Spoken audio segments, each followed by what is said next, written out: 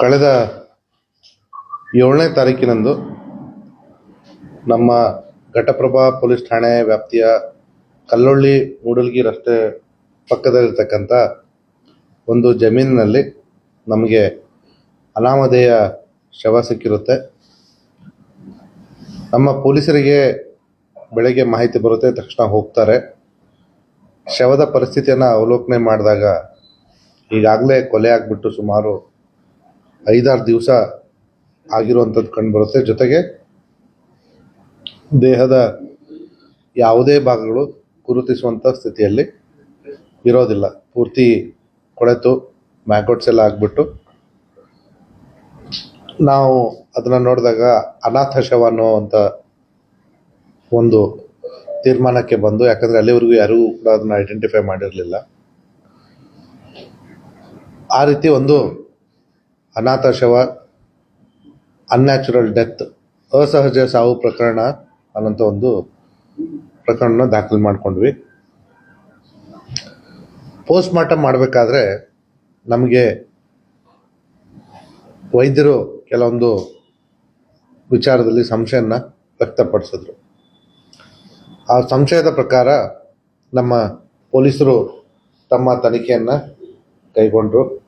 ಕೆಲವು ದಿನಗಳ ನಂತರ ನಮಗೆ ಗೊತ್ತಾಯಿತು, ಮೃತನಾದಂಥ ವ್ಯಕ್ತಿ ಹನುಮಂತ ತಳವಾರ್ ಅಂತ ಹೇಳಿ, ಅವನು ಪಕ್ಕದ ಕಲ್ಲೊಳ್ಳಿ ಗ್ರಾಮದ ಹನುಮಂತ ತಳವಾರ್ ಅಂತ ಹೇಳಿ, ಅವನು ಇತರ 4-5 ಜನರ ಜೊತೆ ಅವತ್ತಿನ ದಿವಸ ಹೋಗಿದ್ದನ್ನು ನಮ್ಮ ಪೊಲೀಸರು ತಮ್ಮ ತನಿಖೆಯಲ್ಲಿ ಪತ್ತೆ ಮಾಡ್ತಾರೆ.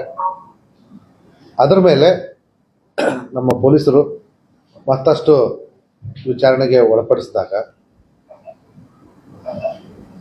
ಅವರಿಗೆ ಗೊತ್ತಾಗುತ್ತೆ ಅವನ ಜೊತೆ ಯಾರ್ಯಾರು ಹೋಗಿದ್ರು ಅಂತ ಹೇಳಿ. ಅದರಲ್ಲಿ ಒಬ್ಬ ಸಂಶಯಾಸ್ಪದ ವ್ಯಕ್ತಿಯನ್ನು ಕರೆತಂದು ವಿಚಾರಣೆಗೆ ಒಳಪಡಿಸಿದಾಗ ನಮಗೇನು ಗೊತ್ತಿರೋದಿಲ್ಲ ಅನ್ನೋ ರೀತಿಯಲ್ಲಿ ಹೇಳ್ತಾರೆ. ಮತ್ತು ಅವರು ಅವತ್ತಿನ ದಿವಸ ಎಲ್ಲಿದ್ದರು ಅಂತಂದಾಗ ಕೆಲವೊಂದು ಮಾಹಿತಿಯನ್ನು ಆ ವ್ಯಕ್ತಿ ಹಂಚ್ಕೋತಾನೆ.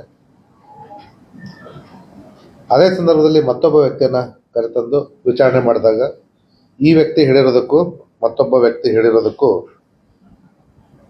ಕೊಟ್ಟಿರುವ ಹೇಳಿಕೆಗೂ ವೈರುಧ್ಯಗಳು ಕಾಣಿಸ್ತವೆ. ಅದರ ಮೇಲೆ ಮತ್ತೆ ಹೆಚ್ಚಿನ ತನಿಖೆಯನ್ನು ನಮ್ಮ ಪೊಲೀಸರು ಕೈಗೊಂಡಾಗ ಆರೋಪಿಗಳು ಈ ಕೊಲೆಯ ಸಂಚಿನ ಕಥೆಯನ್ನು ಬಿಡಿಸಿಡ್ತಾರೆ. ಮೃತನಾದಂಥ ಹನುಮಂತ್ ತಳವಾರ್ನ ಸ್ವತಃ ಸಹೋದರ ಬಸಪ್ಪ ತಳವಾರ್ ಈ ಕೊಲೆಯ ಸಂಚಿನ ಮುಖ್ಯ ರೂವಾರಿ. ಅವನು ಮತ್ತು ಇತರ 3 ಜನ, ಸಚಿನ್, ಈರಪ್ಪ ಮತ್ತು ಬಾಪು ಶೇಖ್, ಇವರೆಲ್ಲರೂ ಸೇರಿಕೊಂಡು ಇವನ ಕೊಲೆನ ಮಾಡಿರ್ತಾರೆ. ಕೊಲೆಗೆ ಮುಖ್ಯ ಕಾರಣ ಏನಪ್ಪ ಅಂತಂದರೆ, ಇವನು ಬಸಪ್ಪ ತಳವಾರ್ ತನ್ನ ಅಣ್ಣನ ಹೆಸರಿನಲ್ಲಿ ತಾನೇ ಒಂದು ಜೀವ ವಿಮೆ ಪಾಲಿಸಿಯನ್ನು ಮಾಡಿಸಿರ್ತಾನೆ, 50 ಲಕ್ಷ ರೂಪಾಯಿದ್ದು. ಈ ಜೀವ ವಿಮೆ ಪಾಲಿಸಿ ಹೇಗೆ ಮಾಡೋದು ಅಂತಂದರೆ, ಯಾರಿಗೆ ಕಮ್ಮಿ ವಯಸ್ಸಿರುತ್ತೋ ಅವರಿಗೆ ಪಾಲಿಸಿ ಮಾಡಿಸಿದ್ರೆ ಅದರದ್ದು ಪ್ರೀಮಿಯಂ ತುಂಬ ಕಮ್ಮಿ ಇರುತ್ತೆ. ಸೊ ಹಾಗಾಗಿ ಇವನು ತನ್ನ ಸಹೋದರನ ಹೆಸರಿಗೆ ಪಾಲಿಸಿ ಮಾಡಿಸಿ ತಾನೇ ಅದರ ನಾಮಿನಿ, ಬೆನಿಫಿಷರಿ ಆಗಿ ನಾಮಿನೇಟ್ ಮಾಡ್ಕೋತಾನೆ. ಮಾಡ್ಕೊಂಡ್ಬಿಟ್ಟು ಈ ಇತರ 3 ಜನರಿಗೆ ಹಣದ ಆಮಿಷವನ್ನು ಒಡ್ತಾನೆ. ಈ ಥರ ನಾನು ಪಾಲಿಸಿ ಮಾಡಿಸಿದ್ದೀನಿ, ನನ್ನ ಸಹೋದರ ತೀರ್ಕೊಂಡ್ರೆ ನನಗೆ ಸುಮಾರು 50 ಲಕ್ಷ ಬರ್ತೈತಿ, ಅದರಲ್ಲಿ ನಿಮಗೆ ಒಬ್ಬನಿಗೆ 8 ಲಕ್ಷ, ಇನ್ನಿಬ್ಬರಿಗೆ ತಲಾ 5 ಲಕ್ಷ ಕೊಡ್ತೀನಿ ಅನ್ನೋಂಥ ಒಂದು ಆಮಿಷ ಒಡ್ಡಿ ಅವ್ರನ್ನ ಈ ಕೊಲೆಯ ಸಂಚಿನಲ್ಲಿ ಪಾಲ್ಗೊಳ್ಳುವ ಹಾಗೆ ಮಾಡ್ತಾರೆ. ಈ ಕೊಲೆ ನಡೆದ ದಿವಸದಂದು ಹನುಮಂತ ತಳವಾರ್ಗೆ ಇವ್ರು 4 ಜನ ಸೇರಿಸಿ ಅವನಿಗೆ ಚೆನ್ನಾಗಿ ಕುಡಿಸ್ಬಿಟ್ಟು ನಮಗೆ ಶವ ಎಲ್ಲಿ ಸಿಕ್ಕಿರುತ್ತೋ ಆ ಗದ್ದೆ ಹತ್ರ ಅವ್ರನ್ನ ಕರ್ಕೊಂಡ್ಬಂದಿರ್ತಾರೆ. ಇಬ್ಬರು ಅವನ್ನ ಹಿಡ್ಕೊಂಡಿರ್ತಾರೆ, ಇನ್ನಿಬ್ಬರು ಅವನ ಮೇಲೆ ಮಾರಣಾಂತಿಕ ಹಲ್ಲೆಯನ್ನು ಮಾಡ್ತಾರೆ ರಾಡ್ನಿಂದ. ತದನಂತರ ಅಲ್ಲಿ ಅವನು ಸತ್ತ ಮೇಲೆ ಅಲ್ಲೇ ಸ್ವಲ್ಪ ಗದ್ದೆ ಒಳಗಡೆ ಹಾಕ್ಬಿಟ್ಟು ಪೊಲೀಸರಿಗೆ ದಾರಿ ತಪ್ಪಿಸೋ ನಿಟ್ಟಿನಲ್ಲಿ ಅವನ ಶವದ ಪಕ್ಕ ಈ ಕೆಲವೊಂದಿಷ್ಟು ಶ್ರೀಗಂಧ ಮರದ ತುಂಡುಗಳನ್ನು ಅಲ್ಲಿ ಇಟ್ಟು ಹೋಗಿರ್ತಾರೆ. ಸೊ ನಮ್ಮ ಪೊಲೀಸರು ಕೂಡ ಪ್ರಾರಂಭದಲ್ಲಿ ಇದು ಶ್ರೀಗಂಧ ಮರದ ತುಂಡಿನ ಕಳುವಿನ ಪ್ರಕರಣ, ಅವನು ಬಹುಶಃ ತಗೊಂಡು ಹೋಗ್ಬೇಕಾದ್ರೆ ಒಂದು ಹೃದಯಾಘಾತ ಆಗಿರ್ಬೋದು ಅಥವಾ ಇನ್ನಿತರ ಜೊತೆ ಹಂಚೋ ವಿಚಾರದಲ್ಲಿ ಗಲಾಟೆ ಆಗಿರ್ಬೋದು ಅನ್ನೋಂಥ ಒಂದು ಸಂಶಯದಿಂದ ಪ್ರಕರಣವನ್ನು ನಾವು ಅಸಹಜ ಸಾವು ಪ್ರಕರಣ ಅಂತ ನಾವು ಕೈಗೆತ್ಕೊಂಡಿದ್ವಿ. ಆದರೆ ನಮ್ಮ ಗೋಕಾಕ್ DSP ಮತ್ತು ಅವರ ತಂಡ, ವಿಶೇಷವಾಗಿ ಘಟಪ್ರಭಾ ಇನ್ಸ್ಪೆಕ್ಟ್ರು ಮತ್ತು ಅವ್ರ ತಂಡದವರು ಈ ಒಂದು ಅಸಹಜ ಸಾವು ಪ್ರಕರಣವನ್ನು ಖುಲಾಸೆ ಮಾಡುವಲ್ಲಿ ಒಳ್ಳೆ ಕೆಲಸ ಮಾಡಿದರೆ ಅವರಿಗೆ ಅಭಿನಂದನೆಗಳು. Thank you.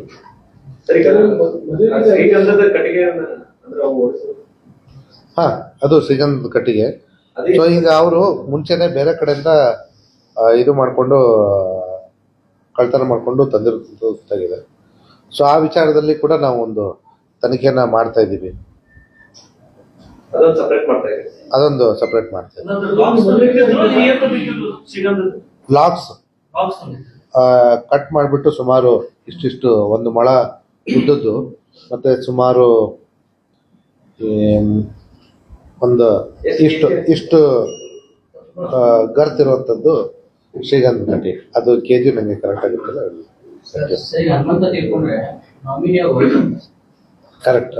ಇವನು ತಾನೇ ಮಾಡಿಸಿರೋದ್ರಿಂದ ತಾನೇ ನಾಮಿನಿ ಮಾಡ್ಕೊಂಡ. ಅದರಲ್ಲಿ ಪಾಲಿಸಿಯಲ್ಲಿ ನೀವು ಬರಿಬೇಕಾಗಿರುತ್ತೆ ಯಾರು ನಾಮಿನಿ ಅಂತ ಹೇಳ್ಬಿಟ್ಟು. ಇವನು ತನ್ನನ್ನೇ ನಾಮಿನಿ ಮಾಡ್ಕೊಂಡಿದ್ದ, ಮಾಡಿರಲಿಲ್ಲ. ಮದುವೆ ಆಗಿತ್ತು. ಅವನು ಸುಮಾರು 1 ವರ್ಷದ ಹಿಂದೆ ಮಾಡಿಸಿದ್ದು, 1 ವರ್ಷದ ಹಿಂದೆ. ಆಮೇಲೆ ಇದಕ್ಕೆ ಇನ್ನೊಂದು ಹಿನ್ನೆಲೆ ಇದೆ. ಅವನು ಈ ಇನ್ಶೂರೆನ್ಸ್ ಪಾಲಿಸಿದು ಬೆನಿಫಿಟ್ ಅವ್ರ ಚಿಕ್ಕಪ್ಪನ ಮಗ ಪಡ್ಕೊಂಡಿದ್ದನ್ನ ನೋಡಿದ್ದ. ಬಟ್ ಅವ್ರ ಚಿಕ್ಕಪ್ಪ ವಯೋಸಹಜ ಕಾಯಿಲೆಯಿಂದ ಬಳಲಿ ಡೆತ್ ಆಗಿತ್ತು. ಆ ಸಂದರ್ಭದಲ್ಲಿ ಅವರ ಚಿಕ್ಕಪ್ಪನ ಮಗನಿಗೆ ಈ ಜೀವ ವಿಮೆ ಪಾಲಿಸಿದು ಹಣ ಬಂದಿತ್ತು. ಸೊ ಅದನ್ನು ನೋಡಿಕೊಂಡು ಇವನು ಈ ರೀತಿ ಒಂದು ಸಂಚನ್ನ ಮಾಡಿದ್ದು. ಸರ್, ಒಂದು 10 ವರ್ಷದಿಂದ ಈ ಊರಾಗೆ ಜೀವ ವಿಮೆ ಸಂಬಂಧ ದೊಡ್ಡ ಗಲಾಟೆ ಆಗಿದೆ ಸರ್. ಮನೆಯ ಸುತ್ತಿದ್ದು ಇದು ಕೂಡ ನಮಗೆ ತನಿಖೆ ಸಂದರ್ಭದಲ್ಲಿ ಕೆಲವೊಂದಿಷ್ಟು ಜನ ಹೇಳಿದ್ರು. ನಾವು ಆ ಆ್ಯಂಗಲ್ನ ನಾವು ಇನ್ನೂ ಪರಿಶೀಲನೆ ಮಾಡ್ತಾ ಇದ್ದೀವಿ. ಅದಕ್ಕೂ ಇದಕ್ಕೂ ಏನಾದರೂ ಇದೆ ಅಂತ. ಕರೆಕ್ಟ್, ತಾವು ಹೇಳೋದು ಸರಿ. ನಾವಿನ್ನೂ ಅದನ್ನ ಪರಿಶೀಲನೆ ಮಾಡ್ತಾ ಇದ್ದೀವಿ. ನಮ್ಮ ತನಿಖೆಯಲ್ಲಿ ಮತ್ತೆ ಹೊಸದೇನನ್ನು ಕಂಡು ತಮಗೆ ಹೇಳ್ತೀವಿ. ಸರ್, ಇವರಲ್ಲಿ ಅಂದ್ರೆ ಅಣ್ಣ ಮಿಸ್ಸಿಂಗ್ ಮೇಲೆ ಮಿಸ್ಸಿಂಗ್ ಆಗಿರ್ತಾರೆ, ಅವರೆಲ್ಲ ಊರು ಬಿಟ್ಟು ಹೋಗಿರ್ತಾರೆ. ಅದೇ ಅವ್ರು ಮಿಸ್ಸಿಂಗ್ ಆಗಿರ್ತಾರೆ. ಇವ್ರು 5 ಜನ ಜೊತೆಗೆ ಹೋಗಿರೋದನ್ನ ಒಬ್ರು ನಮ್ಮ ತನಿಖೆ ಇದರಲ್ಲಿ ಗೊತ್ತಾಗುತ್ತೆ. ತನಿಖೆಯಲ್ಲಿ ಗೊತ್ತಾದಾಗ ಅವ್ರು ಎಲ್ಲಿ ಅಂತ ನೋಡಿದಾಗ ಊರಲ್ಲಿ ಇರಲ್ಲ, 4 ಜನ ಹೋಗಿರ್ತಾರೆ. ಹಾಗಾಗಿ ನಾವು ಆ ಒಂದು ಜಾಡಿನ ಮೇಲೆ ತಮ್ಮ ಇರ್ತಾರೆ. ಇನ್ನು ಉಳಿದವ್ರು 3 ಜನ ಕಾಣೆಯಾಗಿರ್ತಾರೆ. ಸರಿ, ಈ 3 ಜನ ವೀರಪ್ಪ, ಸಚಿನ್ ಮತ್ತೆ ಅಮೌಂಟ್ ಏನಾದ್ರು ಇಲ್ಲ, ಇದು ಇಟ್ ವಾಸ್ ಅ ಪ್ರಾಮಿಸ್.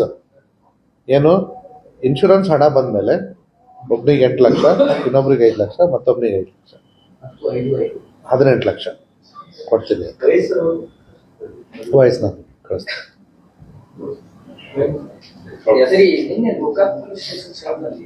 ನೋಡಿದೆ, ಅದು ಪೊಲೀಸ್ ಠಾಣೆ ಎದುರುಗಡೆ ಒಬ್ಬ ವ್ಯಕ್ತಿ ಕುಡಿತಾ ಕೂತಿರೋದಲ್ವಾ.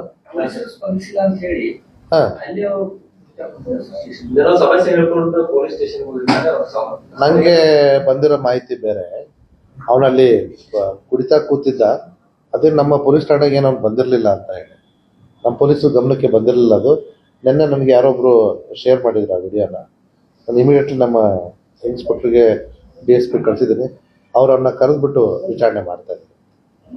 ಸರ್ ಅವನೇನು ಚೆನ್ನಾಗಿದೆ ಅಂತ ಅಥವಾ ಮಾನಸಿಕ ಅಸ್ವಸ್ಥ ಹೀಗೆ ಏನಾದ್ರು ಇದ್ದಾನೆ? ಅಲ್ಲ, ನನಗೆ ಇನ್ನೂ ಅದ್ರ ಬಗ್ಗೆ ಸಂಪೂರ್ಣ ವಿಚಾರಣೆ ಮಾಡ್ತಾ ಇದ್ದೀವಿ. ನಾನು ಅಪ್ಡೇಟ್ ಮಾಡ್ತೀನಿ. ಸರ್ ಈಗ ಗುರುಗಳು ಅವತ್ತು ಹೇಳಿದ್ನಲ್ಲ, ಅಲ್ಲ, ಆರೋಪಿಗಳ ಅರೆಸ್ಟ್ ಒಬ್ಬನೇ ಆರೋಪ.